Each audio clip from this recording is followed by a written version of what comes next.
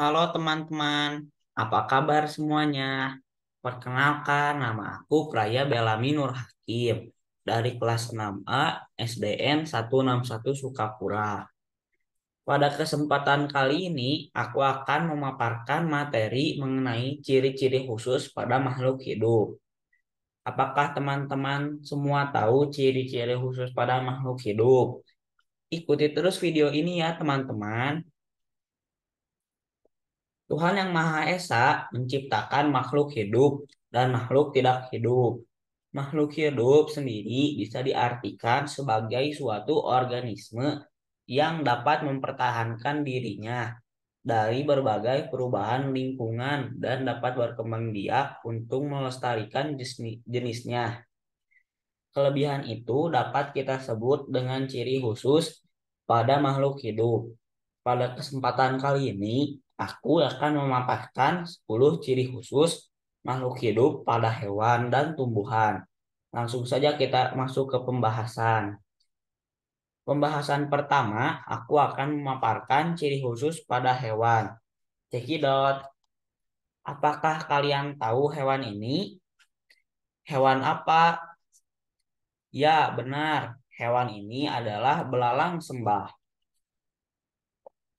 Belalang sembah atau dalam bahasa ilmiahnya Careobrother gematus dari famili Hymenopodidae dan ordo Mantodea. Serangga ini mempunyai cara kamuflase atau penyamaran yang baik atau disebut dengan mimikri. Ada yang mirip seperti daun, ranting, bunga, dan sebagainya sehingga tidak dikenali oleh makhluk yang lainnya, termasuk mangsanya. Belalang sembah adalah serangga pemangsa tingkat tinggi dan merupakan serangga karnivora yang makan segala macam serangga dan terkadang bersifat kanibal. Kaki seribu atau dalam bahasa Latin Spirosceptus adalah hewan ordo Diplopoda dan termasuk ke dalam subfilum Arthropoda berkaki banyak, Myriapoda, memiliki dua pasang kaki per segmen, kecuali untuk segmen pertama di belakang kepala yang tidak memiliki pelengkap sama sekali, dan berikutnya yang hanya memiliki satu pasang kaki. Setiap segmen yang memiliki dua pasang kaki adalah hasil dari dua segmen tunggal yang digabungkan bersama sebagai satu. Kepala luwing dihiasi oleh dua buah sungut. Kaki seribu memiliki tubuh yang panjang, silindris sampai 20 cm. Jika dalam keadaan terancam, akan melingkarkan tubuhnya rapat-rapat. Jika membentuk spiral seperti obat nyamuk. Selain itu akan mengeluarkan bau busuk yang akan mengusir predator pengganggunya. Meskipun namanya kaki seribu, tapi jumlah kakinya tidak sampai 1.000. Tapi ia merupakan binatang yang berkaki terbanyak. Spesies umum memiliki antara 36 sampai 400 kaki. Sedang spesies langka Ilakme Plenipes memiliki 750 kaki.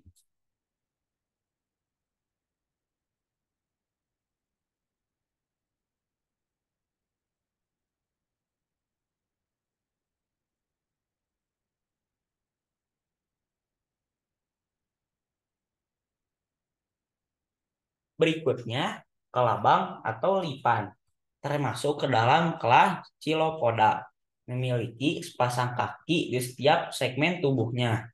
Semua spesies memiliki tubuh yang rata dengan kepala yang memiliki sepasang antena panjang. Hewan ini juga memiliki rahang yang mengandung kelenjar racun yang terletak di segmen tubuh pertama tepat di belakang kepala. Kelabang memiliki ukuran tubuh yang bervariasi mulai dari 1 hingga 12 inci bahkan lebih pada saat dewasa. Kelabang memiliki warna bervariasi dari kuning muda, coklat tua, dan juga coklat kemerahan. Kelabang rumah merupakan hewan yang aktif di malam hari atau nokturnal, dan mereka termasuk hewan predator. Selain sebagai alat untuk menangkap mangsa, rahang beracun juga digunakan oleh kelabang sebagai alat untuk pertahanan diri dari predator. Sebagian besar efek gigitan kelabang pada manusia tidak berbahaya dan dapat sembuh sendiri. Tak jarang di habitat aslinya, lipan besar dapat memakan seekor tikus sekaligus loh. Berikutnya, kalajengking adalah arachnida atau serangga yang memiliki 8 kaki seperti saudaranya yang lain, yakni laba-laba, tungau, dan kutu. Kalajengking, baik ordo Scorpion atau Scorpionida, merupakan salah satu dari sekitar 1.500 spesies arachnida memanjang yang ditandai dengan ekor melengkung, tersegmentasi, berujung dengan sengat berbisa di bagian belakang tubuh, dan sepasang capit menggenggam di depan. Meskipun kalajengking paling umum dan beragam hidup di habitat gurun, mereka juga hidup di banyak habitat lain. Kalajengking adalah hewan yang aktif pada malam hari atau nokturnal. Cara pertahanan kalajengking yakni dengan sengatan yang beracun pada buntutnya yang sangat berbahaya dan berbisa. Bahkan bisa mematikan manusia loh.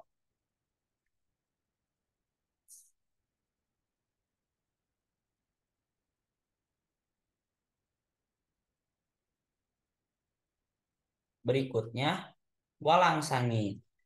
Walang sangit adalah serangga yang menjadi hama penting pada tanaman budidaya, terutama padi. Bentuknya yang memanjang, berukuran sekitar 2 cm, berwarna coklat kelabu, dan memiliki belalai proboscis untuk menghisap cairan tubuhnya.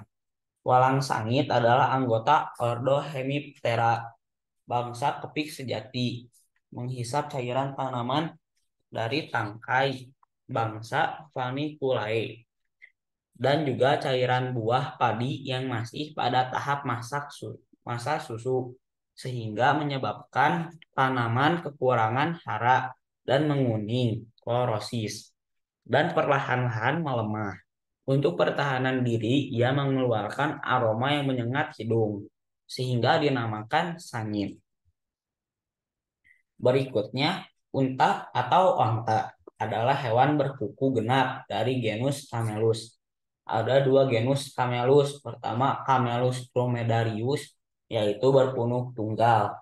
Kedua, Camelus bactrianus, yaitu berpunuk ganda. Habitat unta sebagian besar berada di gurun di Asia dan Afrika Utara. Unta merupakan salah satu makhluk hidup yang unik. Habitat unta di gurun pasir. Tubuhnya tahan dalam kondisi alam paling gersang sekalipun. Dapatkah kita membayangkan unta bisa bertahan di gurun pasir yang sangat panas? Tubuh unta memiliki beberapa keunikan. Di antaranya, unta dapat bertahan hidup berhari-hari tanpa air dan makanan. Unta juga mampu mengangkut beban ratusan kilogram selama berhari-hari. Bulu mata unta juga unik. Dalam keadaan bahaya, bulu matanya secara otomatis akan menutup. Bulu mata yang saling berkait ini mencegah masuknya debu ke mata. Hidung dan telinganya ditutupi oleh bulu panjang agar terlindungi dari debu dan pasir. Berikutnya, landak merupakan hewan pengerat Rodentia yang memiliki rambut tebal dan bentuk duri yang tajam. Dari segi ukuran tubuh, landak merupakan hewan pengerat terbesar ketiga setelah kapibara dan berang-berang. Habitat hidup landak adalah hewan ini sering menempati lubang-lubang tanah.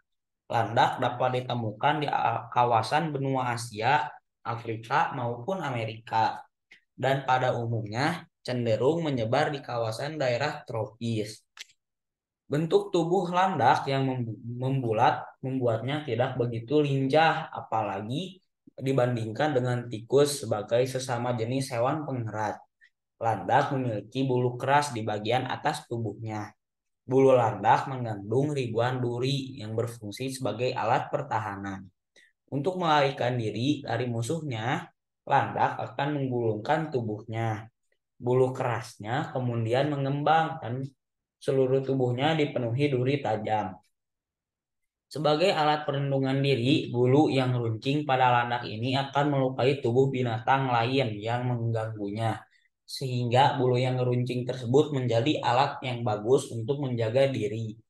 Saat terdesak, landak akan melanggar apa saja yang dilewatinya. Sebagai hewan dengan bentuk tubuh yang membulat, lonjong membuat gerakannya tidak terlalu lincah. Maka ketika landak sedang berlari, akan terdengar bunyi gemerincing atau bunyi berisik.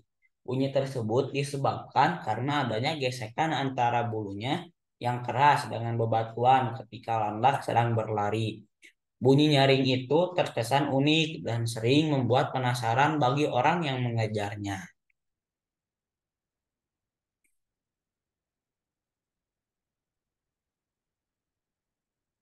Berikutnya, kura-kura adalah hewan yang termasuk dalam keluarga Testudinidae. Ciri utamanya adalah memiliki cangkang di atasnya. Cangkang tersebut sering disebut rumah bagi kura-kura karena jika merasa terancam, kaki dan kepalanya akan masuk ke dalam cangkang. Kura-kura selalu membawa cangkangnya karena badannya berada di dalam cangkang tersebut. Ciri cangkangnya, ciri khusus kura-kura yakni memiliki cangkang yang disebut karapas di bagian atas dan plastron di bagian bawah perut. Keduanya saling terhubung satu sama lain. Tujuannya untuk menghindari mangsa atau pengganggu. Mampu masuk ke dalam cangkangnya. Lehernya dapat memanjang dan memendek. Dada dan tulang panggul berada di dalam cangkang. Memiliki cakar, bergerak lambat saat berjalan di darat. Tidak memiliki gigi, namun moncong yang keras di mulutnya dapat dijadikan sebagai pengganti gigi. Bertelur dan mengatami telurnya dengan cara menanamnya di dalam pasir. Mampu bertahan hidup hingga ratusan tahun, bahkan ada yang berusia 226 tahun.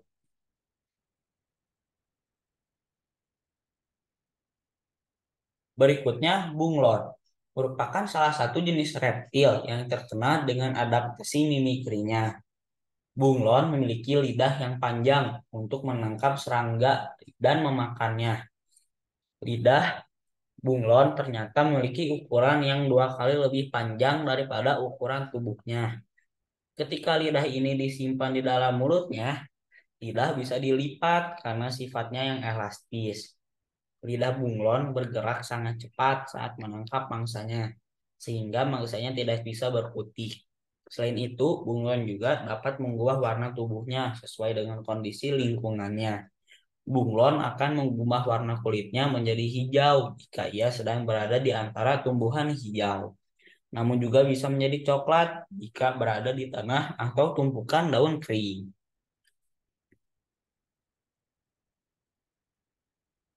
Berikutnya, laba-laba adalah jenis binatang invertebrata yang berbuku-buku arthropoda.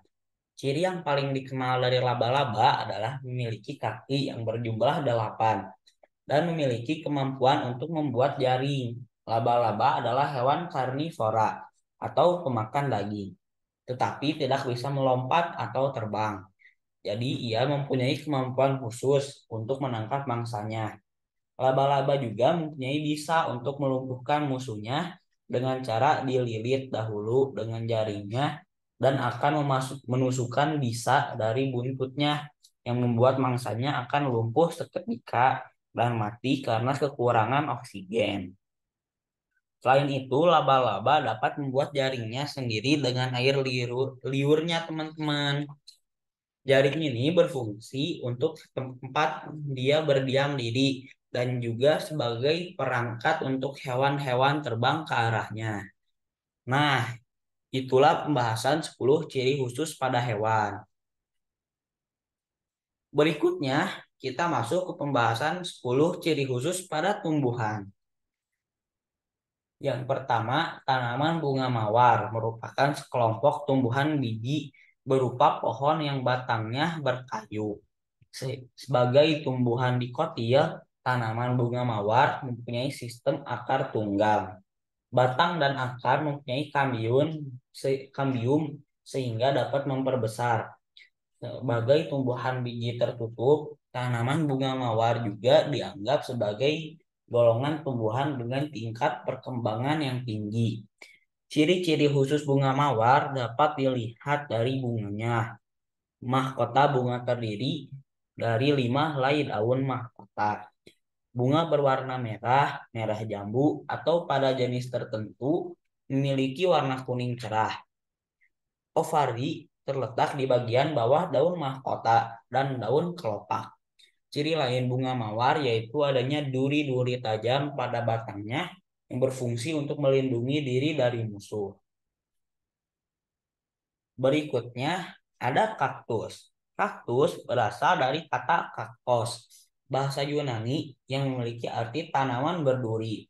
Kaktus sudah tumbuh sejak 100 juta tahun yang lalu dengan bentuk yang tinggi. Namun, kaktus sempat menghilang pada peristiwa tenggelamnya benua Amerika. Peristiwa ini terjadi karena meletusnya gunung berapi.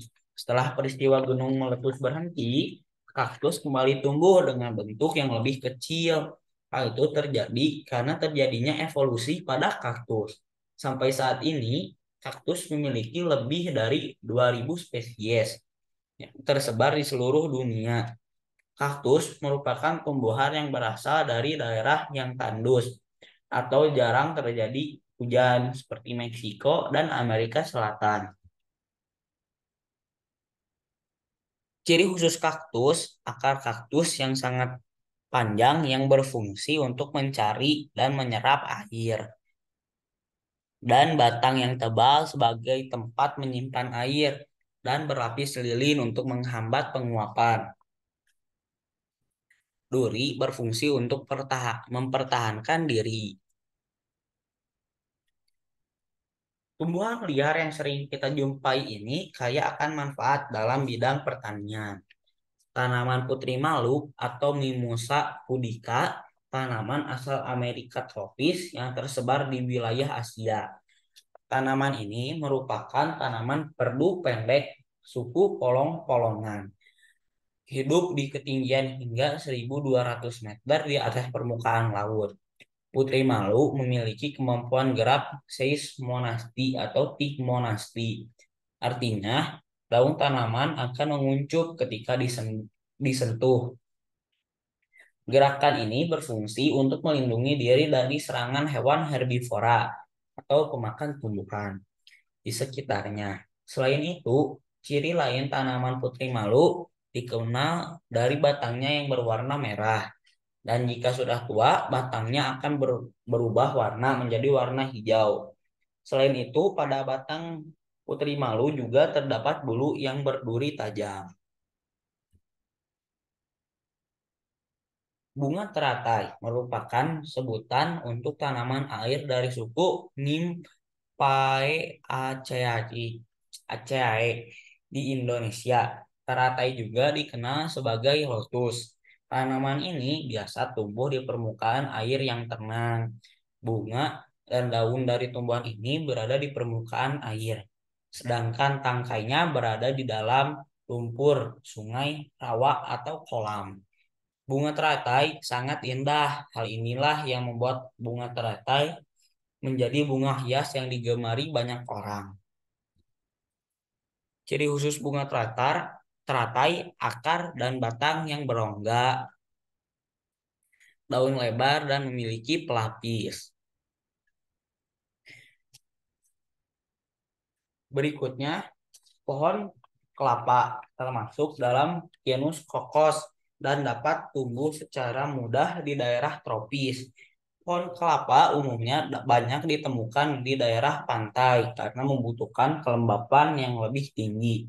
Buah kelapa berwujud bulat panjang dengan ukuran lebih kurang sebesar kepala manusia. Sedangkan batang pohon kelapa biasanya terdiri tegak dan tidak bercabang dan bisa sampai 10 sampai 14 meter atau lebih. Daunnya berpelepah, panjangnya bisa sampai 3 sampai 4 meter, lebih dengan sirip-sirip lidi yang menopang setiap helaian. Tahukah kamu bahwasanya batang pohon kelapa ini dibilang sebagai pohon sejati karena tidak memiliki cabang atau kayu, hanya satu saja dan bentuknya besar, tapi tidak semuanya bisa tumbuh tinggi seperti yang banyak dilihat. Ada dua klasifikasi, yaitu kerdil dengan ketinggian 20 sampai 60 kaki dan normal dengan ketinggian 98 kaki. Inilah komponen yang paling ditunggu dari pohon kelapa, yaitu buahnya yang membungkus biji dalam lapisan keras. Pada umumnya memiliki tiga lapisan. Pertama adalah exocarp yang halus dan berwarna hijau. Kedua, mesocarp yang berserat dan berlignin, dan endocarp berwarna coklat. Mengelilingi daging kelapa ada air di dalamnya dan berwarna putih. Buah kelapa bentuknya oval dengan diameter 10 sampai 20 cm.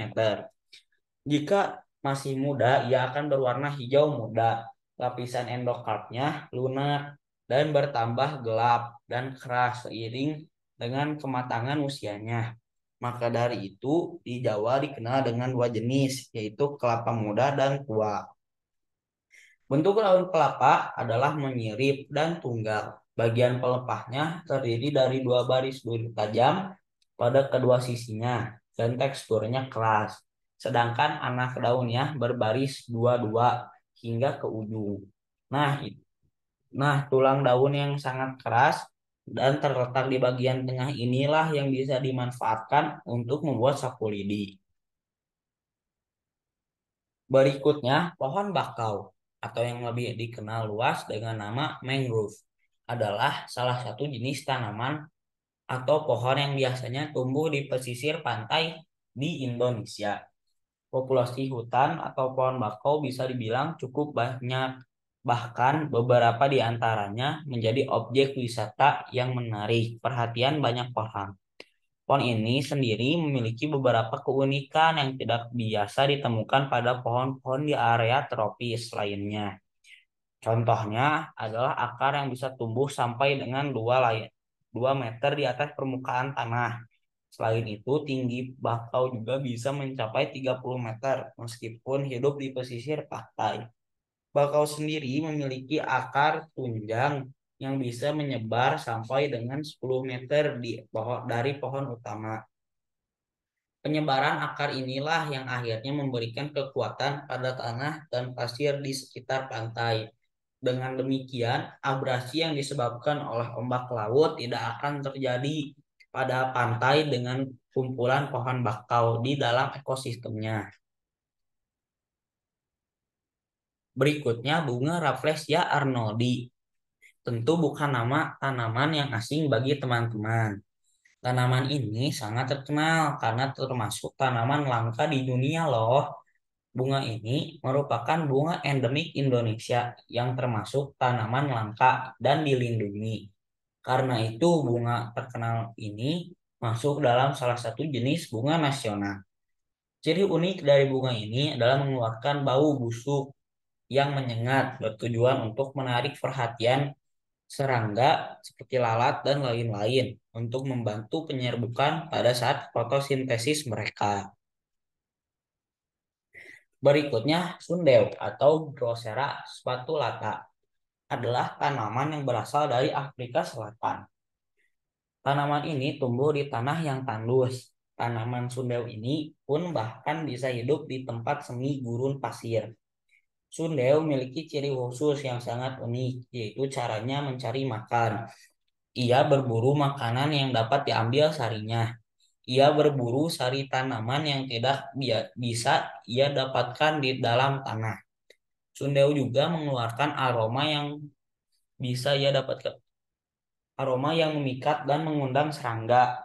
Ketika serangga hinggap, ia akan langsung dililit oleh cairan berwarna merah yang sangat lengket.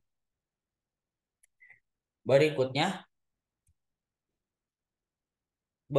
Venus flytrap. adalah tanaman karnivora yang bisa hidup sampai 20 tahun di alam liar.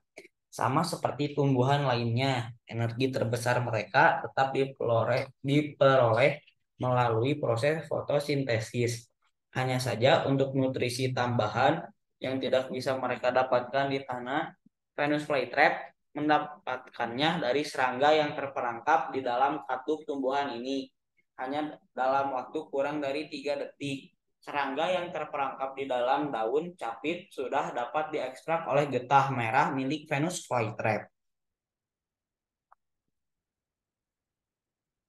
Berikutnya, kantong semar memiliki nama ilmiah genus Nepenthes. Tanaman ini termasuk dalam tumbuhan tropis yang banyak dijumpai di Asia Tenggara seperti Indonesia, Filipina, Malaysia, hingga Sri Lanka. Tapi habitat terbanyaknya ada di negara Indonesia, tepatnya di Pulau Kalimantan dan Sumatera. Tumbuhan ini punya tinggi sekitar 15 sampai 20 meter dari atas tanah dan termasuk dalam jenis tanaman rambat karena kantong semar tumbuh dengan cara memanjat atau menempel pada tanaman lainnya. Ciri khusus pada kantong semar adalah mereka akan menyerburkan bau yang memikat serangga untuk masuk ke kantong yang ada di dalamnya. Ada cairan asam sebagai jeratan untuk serangga. Di sisi lain, hewan yang sudah terperangkap tidak bisa keluar karena dinding kantong semar dilapisi oleh lilin yang licin. Nah, begitulah akhir dari ciri khusus makhluk hidup. Dadah, terima kasih.